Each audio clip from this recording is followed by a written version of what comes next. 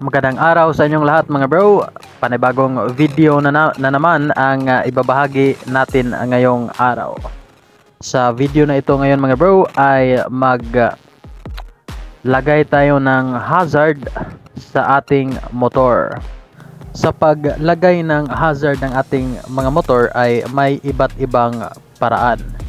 Pwede kayong gumamit ng hollow switch o yung mga switch na para talaga magka-hazard ang ating motor. Pero sa ngayon mga bro ay ang gagamitin lang natin na switch ay yung ordinaryong switch. Kahit anong switch mga bro ay pwede naman dito sa ating paggawa ng hazard. Sa video na ito mga bro ay ordinary switch lang ang ating gagamitin kasi ito lang ang available natin ngayon. At bago natin umpisahan ay konting suporta naman, paki-subscribe naman muna at paki-click ang notification bell para ma-update kayo sa susunod pa natin na mga videos. Alright. KRYJ Moto DIY. Alright, so dito sa ating motor ay dito sa may bandang headlight ay bubuksan natin kasi nandito sa loob ng headlight ang mga wires na kakailanganin natin para maging successful ang ating paglagay ng hazard. Alright, so buksan muna natin. Yan, nabuksan na natin mga bro. Right, so dito sa kanyang mga wirings ay ang una nating gagawin ay alamin natin at hanapin natin yung pinaka main supply ng kaliwa at saka kanan na signal light. Dito sa ating motor ay ang kanyang main supply ng left and right signal light ay itong kulay gray. Yan yung wire galing sa ating flasher relay. Kapag Honda ang ating motor ay kulay gray ang color coding ng main supply para sa left and right signal light. Kapag Kawasaki naman ang iyong motor ay orange ang kanyang color coding. Tapos sa Yamaha ay brown na may stripe na white.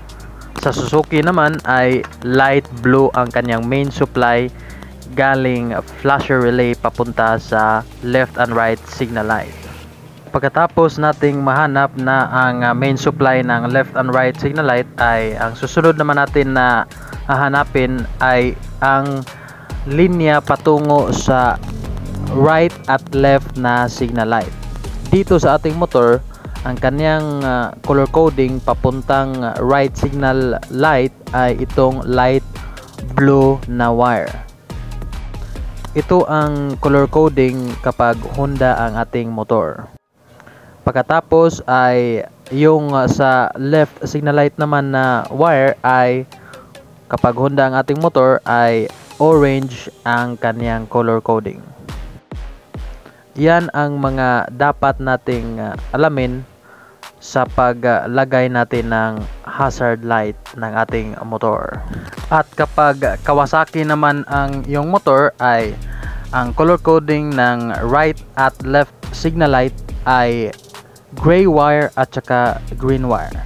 Sa Yamaha naman ay ang kanyang left and right signal light na color coding ay brown at saka green. At sa Suzuki naman ay light green at saka solid black. Yan ang mga color coding ng iba't ibang brand ng motor. At pagkatapos nating mahanap ang kakailanganin natin ng mga wire ay pwede na tayong magsimulang mag-wiring. Alright, so dito sa ating ordinary switch, yan, nilagay na natin dyan. May dalawang wire yan. Ipinapagapang natin ang dalawang wire. Yan, patungo yan sa loob ng compartment ng headlight. Yan. Yang dalawang wire na yan ay ipinagapang natin at ipinasok natin dito sa loob ng headlight compartment. Yan yung dalawang wire galing sa switch na inilagay natin.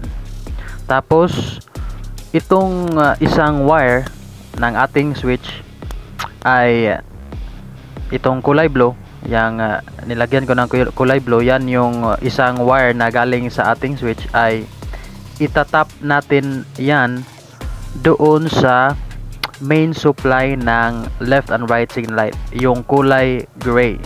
Diyan natin itatap yung isang wire galing sa switch.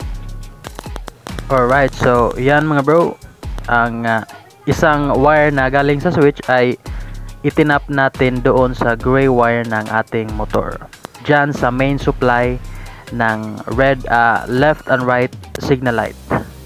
Yan mga bro.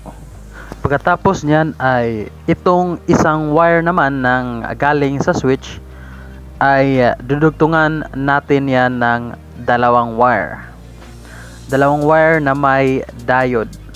Yan ang ating idudugtong dyan sa wire na galing sa switch, yung isang wire na natira. Dito sa dalawang wire na idudugtong natin ay nilagyan din natin ng tig-iisang diode. Yan. Kung nakikita nyo yung may marking na silver ng diode, ay iniharap natin yan doon papunta sa magkabilang signal light. Dapat yung marking ng diode na may silver ay papunta o nakatutok doon sa linya na papuntang signal light. Yan, tig-isa sila mga bro. Pagkatapos naman ay yung side ng diode na walang marking, ay yung kanilang paa ay idugtong nyo at pagsamahin nyo lang ang magkabilang paa ng diode mga bro. Yan, magiging ganyan ang kanyang itsura mga bro. Yung walang marking, pagsamahin natin. Tapos itong dalawang wire na nakaharap sa may marking ng diode ay yan ang idudugtong natin doon sa kaliwa at kanan na signal light. Alright, so ikabit na natin mga bro. So ito ang kanyang right signal light, yung light blue. Diyan natin itap yung isang wire na nilagyan natin ng diode. Yan mga bro, ang isang wire na nilagyan natin ng diode ay itinap natin doon sa light blue ng ating motor. Ang purpose pala ng diode na ating inilagay mga bro ay para hindi iilaw at hindi siya mag-hazard kapag nag-signal light tayo. Kailangan kasing lagyan natin ng diode para hindi umilaw ang ating hazard kapag tayo ay nag-signal light. Pagkatapos ay itong isang wire naman ay itap natin doon sa orange wire ng ating motor. Yan yung papuntang left signal light. Yan, i-tap muna natin.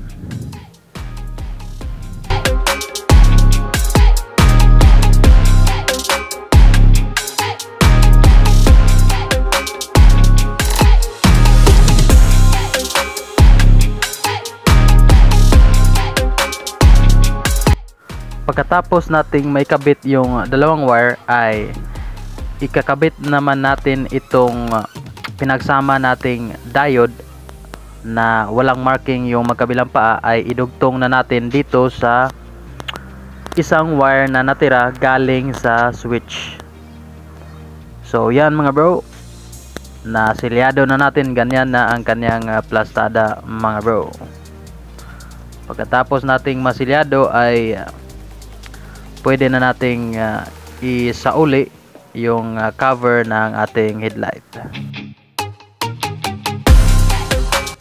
Pero bago natin isauli mga bro, ay recap muna tayo sa ating ginawa. Yan yung dalawang wire na galing sa ating switch. Yung isang wire ay itinap natin doon sa main supply ng left and right signal light. yung gray wire. Diyan natin itinap yung isang wire na galing sa switch. Pagkatapos yung isang wire ng ating switch ay tinugtungan natin ng dalawang wire na may tig isang diode at dinugtong natin doon sa linya patungong kanan na signal light at saka sa kaliwang signal light. Alright, so yan mga bro, pwede na nating isauli at takpan ang ating headlight. Pagkatapos ay i-test na natin mga bro kung successful ba ang ating ginawa. Yan, pindutin natin ang switch. Yan, nag-hazard na siya mga bro. Umiilaw na din yung dalawang light indicator sa ating dashboard at saka yung dalawang left and right signal light. Tapos subukan natin patayin yan at mag signal light tayo kaliwa at kanan. Yan mga bro. So okay ang ating ginawang paglagay ng hazard light ng ating motor. So ganun lang mga bro. Hanggang sa susunod, maraming salamat.